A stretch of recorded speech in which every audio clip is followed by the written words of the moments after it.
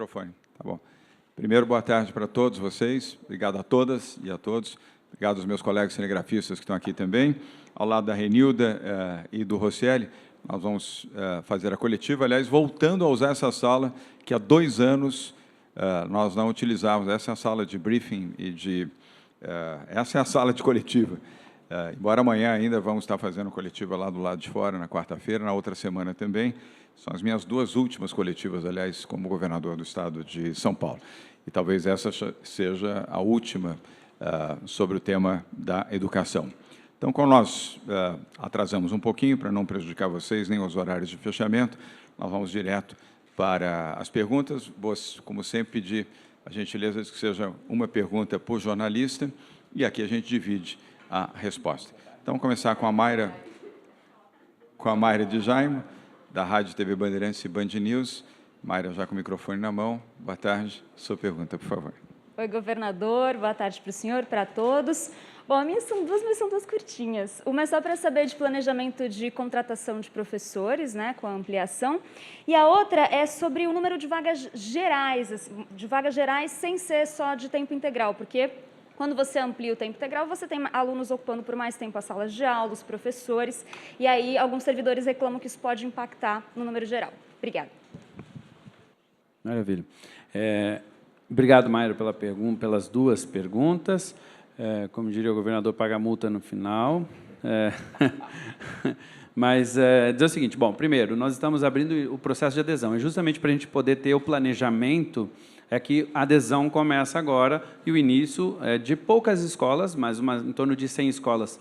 Pela primeira vez já poderá ser no 2º semestre. Quais são as escolas que poderão ser? São escolas que têm o espaço, que tem, ao transformar, não mexe nas vagas de forma geral, ou seja, a própria escola em si tem condições de atender, e essas análises é que serão feitas neste momento desta primeira adesão. A escola tem que desejar, tem que fazer todo o processo, e desejando, né, e dando certo com todos esses indicadores, se faz. Obviamente, a contratação de professores será feita à medida de cada uma das análises, porque hoje nós precisamos saber quais serão as escolas. Isso impacta no número de professores, mas, obviamente, contrataremos todos aqueles que forem necessários para que a Escola PEI possa funcionar. Em geral, dá 1/3 a mais de professores para a contratação, como média, mas podendo, dependendo do caso, ser um pouco a mais, ser um pouco a menos, depende do número de alunos. Em relação às vagas gerais, essa é uma das análises que a gente faz, inclusive à luz da matrícula, do processo de matrícula. Então, se a escola que quer virar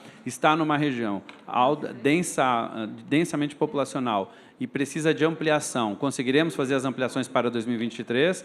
Não conseguiremos. Já temos escolas que nós já estamos fazendo ampliações, por exemplo, nesse momento. Então, já conseguiremos fazer. Tudo isso é nesse processo de análise a partir do desejo das escolas. Então, as escolas vão dizer, eu quero, mas aqui precisa, a gente vai dizer, essa aqui precisa de uma ampliação de 1 ou de 2 ou 3 salas, ou essa aqui não precisa de ampliação, essa daqui precisa de outras coisas. Então, por isso que nós lançamos hoje o processo de adesão, para que nós possamos tomar essas providências. E, obviamente, a prioridade é toda criança precisa estar dentro da escola.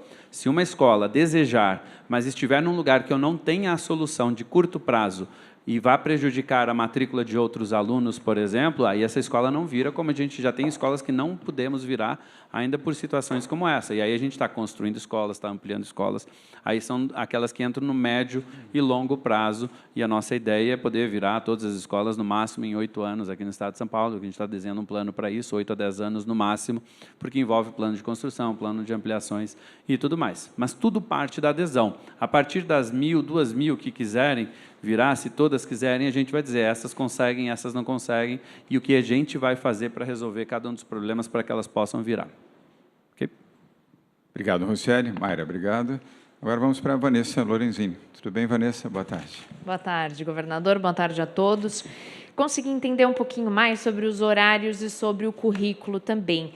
Essa carga horária de 7, 9 horas já estava valendo antes e agora vai ser implementada em mais escolas? Outra coisa, em relação ao currículo, são novas disciplinas que são acrescentadas, pensando que a gente está falando diretamente para os pais que possam estar interessados ou para os alunos que possam estar pensando, né, e desejando uma escola em tempo integral. A gente acaba falando algumas expressões técnicas como tutoria, nivelamento. O que exatamente que esse aluno vai ter a mais nesse tempo integral? Obrigada. Obrigado, Vanessa. Rosselli? Governador, obrigado. 7 e 9 horas já são duas modalidades de tempo que nós já estamos atuando, certo? Obviamente que com a pandemia nós estamos agora atuando mais presencialmente agora. Mas é uma novidade desde 2020 para cá. Por quê? O ideal é que ela seja de 9 horas, mas nós temos alguns lugares que eu não consigo fazer de 9 horas. Então, a gente cria, vindo de uma experiência que, enquanto ministro, inclusive financei lá em Pernambuco, a gente viu que escolas de alta densidade poderiam ter 2 turnos. Inclusive porque o aluno do ensino médio, quando pega o turno da tarde para até metade da noite, ele pode, inclusive, ter uma atividade. Como menor aprendiz, pode ter um estágio, muitas vezes no trabalho. Se ele é da área rural, por exemplo, ele pode ajudar os pais, como acontece muito, né, os pais desde cedo, né, eu fiz isso na minha vida, colher ovos, tirar leite e tal, para ajudar a família. Eu sei da importância que foi ajudar a minha família, então a PEI não exclui esse tipo de atividades quando ela é de 7 horas, por exemplo. Então, essa modalidade já existe, nós já temos aí aproximadamente 600 escolas funcionando nessa modalidade e vai continuar tendo. Mas queria destacar sobre a questão do currículo, né? Quando a gente fala muito do tempo, porque muitas vezes o pai e a mãe entendem que o tempo estendido é importante. E é importante, sim, eu tenho mais tempo para fazer mais coisas e mais qualidade. Acho que essa é a grande diferença, né? Não é mais tempo para fazer o mesmo. E aí o currículo tem uma grande diferença. Tem algumas coisas que nós aprendemos com a PEI e trouxemos para todas as escolas. Projeto de vida, por exemplo, que é uma disciplina e ela é central, porque é quando a gente desenvolve competências socioemocionais, quando a gente vai desenvolver mais a centralidade do currículo do ensino integral e dos sonhos, o protagonismo dos nossos jovens. Conjunto de eletivas é fundamental, porque é quando o jovem vai experimentando, a partir do seu projeto de vida, aquilo que ele sonha e deseja, e os professores vão apresentando. Quando a gente fala da tutoria, que é uma das marcas mais importantes do ensino integral, a tutoria, e você bem disse, obrigado, né, por destacar isso, aos pais e mães, é que cada aluno individualmente tem um tempo por semana para conversar com o professor. O professor passa a ser aquele conselheiro para dizer, não, você quer ser jornalista, meu sonho é ser jornalista, o que você precisa para ser uma boa jornalista? E aí o professor passa a acompanhar este aluno durante todo o ano letivo dentro desse sonho do aluno, inclusive dentro das dificuldades, entendendo um pouco mais o que se passa na vida do aluno e auxiliando esse aluno nas orientações para os estudos. Ou seja, é um atendimento individualizado. Isso faz uma diferença brutal dentro das escolas. E eu queria destacar, por último, desculpa, governador, me alongar, mas destacar, por último, os clubes juvenis. Porque isso é algo que foi criado no Estado de São Paulo, é algo que desenvolve demais o protagonismo dos jovens. São tempos de aula, como se fossem matérias, não são matérias, né, porque são clubes, mas que não tem professor. Onde quem faz tanto o conteúdo, que obviamente é acompanhado, observado, são os próprios alunos que lideram, criam os clubes e eles mesmos desenvolvem as atividades. Isso é para poder o jovem não só escolher algo que ele goste, que é fundamental na nossa escola do dia de hoje, mas também fazer desenvolvimento de habilidades com eles mesmos liderando. Então, você tem clube de música, clube de esporte, clube de xadrez, clube de matemática, clube de arte, clube de Olimpíadas de Ciência. Cada jovem vai criando lá, né, um conjunto, tem que ter um número mínimo de estudantes, e nesse tempo o professor fica planejando e o diretor acompanhando os clubes. Então, isso é algo que assim, é um case de sucesso no Estado de São Paulo e que dá muito orgulho e faz uma diferença muito grande dentro das PEIs. Isso é só uma parte do conjunto, sem falar do óbvio, da alimentação e outras tantas coisas importantes que nós temos. Obrigado, Vanessa. Agora vamos com a Soraya Lawande. Pronunciei correto? Perfeito. Lawande, da CNN Brasil. Exatamente. Obrigado, Soraya.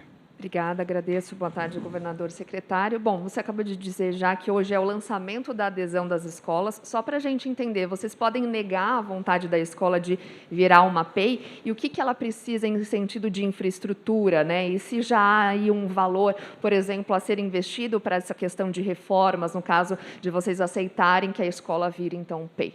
Obrigada. Rosselli, só um comentário, Soraya. A nossa meta é 3.000 escolas de tempo integral até o final deste ano. E essa meta será atingida. Nós estamos com 2.050 escolas e, com a provisão de recursos, para os investimentos necessários para colocarmos mais 950 escolas como escolas de tempo integral e aumentarmos o patamar que já foi, no início do nosso governo, quando assumimos em janeiro de 2019, de 100 mil alunos para 1.122.000 alunos, que é o que temos hoje, em março de 2022, para 1,5 milhão de alunos até o final deste ano, com 3 mil escolas de tempo integral. Então, essa é uma meta cujos recursos estão provisionados em orçamento, previstos e já destinados à Secretaria da Educação. E agora tem o processo, como isso se formaliza, e é exatamente isso que vai responder o nosso Rocieli Soares. Bom, Soraya, obrigado pelas perguntas. Sim, a gente pode negar. O processo é tanto a escola querer, quanto a gente avaliar que pode, né? Então, o que é o pode? Eu tenho escola numa comunidade que tem 1.000 alunos. Se eu for transformar PEI em 9 horas, se eles forem do diurno, eu posso ficar com 500 a 600. O que eu faço com os 400? Eu tenho que ter ou um local de destino, olhar estatisticamente para onde vai, ou ampliar a escola. Se a ampliação da escola requerer mais tempo do que este nosso prazo, ela fica no radar, a gente começa a trabalhar, mas, eventualmente, podemos dizer não neste momento. Por isso que a avaliação é sempre caso a caso. Às vezes eu tenho 2 escolas no município, eu posso vir a uma. Se as 2 pedirem, a gente vai sentar e conversar para ver qual. Tem várias situações possíveis. Então, a gente pode, sim, o negar nunca é um não definitivo. É sempre até um não, até quando eu consigo. E aí entra a magia do investimento do valor que você falou. O investimento do valor é o que há de necessário, nós vamos investir. Nós vamos colocar toda a prioridade no nosso orçamento, se for preciso 100, 200, 300, 400, 500 milhões de reais para isso. Qual que é a nossa dificuldade? É o tempo e as limitações para que os projetos possam ficar prontos, dependendo da complexidade. E aí a nossa querida Renilda aqui, que é a nossa mestra lá em encontrar soluções sempre, a Kate, a nossa coordenadora, que nos ajuda muito na frente dessa área. Aí a gente vai fazendo a avaliação de caso a caso. Às vezes, uma salinha a mais resolve, 2 salinhas a mais. É um pouco até daquilo, governador, que o prefeito Osmar, lá de Tarumã, até comentou na reunião ontem de manhã, né, que ele comentou até do PDDE, para a gente poder acelerar os processos de engenharia, que o nosso gargalo não é dinheiro, o governador tem nos dado todas as condições, dinheiro, tudo a gente está atrás cada vez mais de ampliar as nossas condições de acelerar em criação, elaboração de projeto, para poder executar, seja em parceria com os municípios, via PAINSP, seja de forma direta pelo Estado, e aí a gente vai trabalhar 24 horas por dia para garantir isso, né, Kate? 24 tá bom, né, querida? Obrigado. É isso, Soraya, obrigado. Só para complementar, Soraya, é importante a sua pergunta, mas a complementação até para a orientação sua e das suas colegas aqui também. Hoje nós temos 5.400 escolas em São Paulo, escolas estaduais. Estou arredondando aqui um pouquinho o número. Um pouquinho para baixo, mas 5.400, nós vamos para 3.000 escolas de tempo integral até o final deste ano de 2022. A meta é, até o final do ano de 2024, termos 100% das escolas de tempo integral no Estado de São Paulo.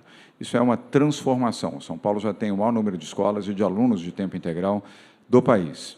E São Paulo não tinha. São Paulo estava muito aquém do seu potencial, com 364 escolas, e 100 mil alunos, já com 1,50 milhão, 1,5 milhão até o final deste ano, com 3 mil escolas de tempo integral, já tem a meta prevista até 2024 para termos 100% das escolas de tempo integral em São Paulo.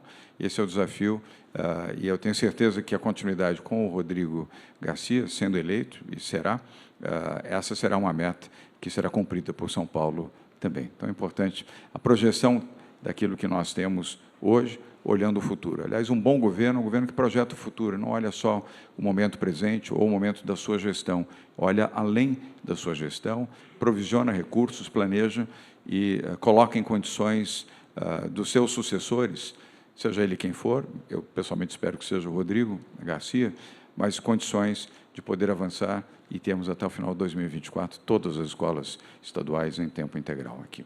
Queria agradecer Mayra, Vanessa, Soraya, meus colegas, os demais colegas, fotógrafos, cinegrafistas, obrigado pela presença. Nós vamos seguir, nós temos agora um outro compromisso. Obrigado. Amanhã temos coletiva, 12h45, aqui no local de sempre. E, obviamente, a opção de estar com máscara ou não é uma opção de cada um, mas já a lei estabelece que é facultativo. Os que desejarem não usar máscaras em ambientes fechados podem fazê-lo. Obrigado, um bom dia, uma boa tarde para vocês. Obrigado.